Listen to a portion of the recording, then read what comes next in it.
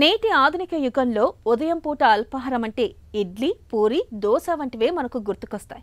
మన పెద్దల కాలంలో అయితే ఇలాంటి టిఫిన్లేవి ఉండేవి కావు. రాత్రి మిగిలిపోయిన అన్నంలోకి పాలు, పెరుగు వంటివి కలిపి చద్దన్నంలా తయారు చేసుకుని ఆపై ఉల్లిపాయ నంచుకొని తినేవాళ్ళు. నిజానికి ఇలాంటి చద్దన్నంలోనే పోషకాలు మెండుగా ఉంటాయని చెబుతారు పోషకాహార నిపుణులు. చద్దన్నంలో దాగిన ఆరోగ్య ప్రయోజనాల గురించి ఇప్పుడు తెలుసుకుందాం.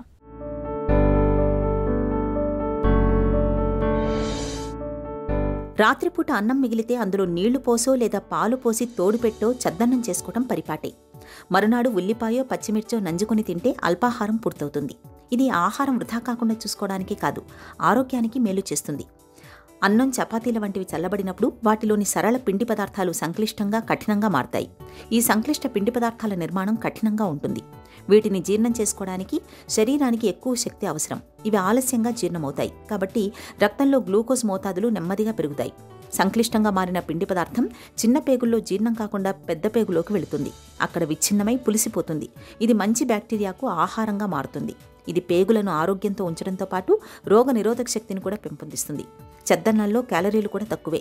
మామూలు పిండి పదార్థంలో 1 గ్రాముకు 4 క్యాలరీలు ఉంటే కఠిన పిండి పదార్థంలో 2.5 క్యాలరీలు మాత్రమే ఉంటాయి. మరోవైపు ఇది ఎక్కువసేపు కడుపు నిండిన భావన కలిగిస్తుంది కాబట్టి తక్కువగా తినేలా చేస్తుంది. ఇలా బరువు తగ్గడానికి, బరువు అదుపులో ఉండడానికి తోడ్పడుతుంది. చద్దన్నంలోని కఠిన పిండి పదార్థం మలాన్ని మృదువుగా చేసి మలబద్ధకాన్ని నివారిస్తుంది. ఫలితంగా మొలల వంటి జబ్బుల ముప్పు కూడా తగ్గుతుంది.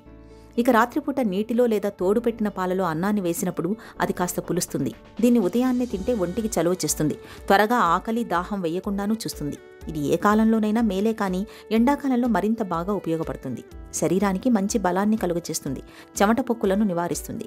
జీర్ణాశయంలో ఆమ్ల గుణాన్ని తగ్గిస్తుంది. చద్దన్నంతో పాటు ఉల్లిపాయను నంచుకోవటం వల్ల తగినంత పీచు లభిస్తుంది. ఫలితంగా మలబద్ధకము దరిచేరదు.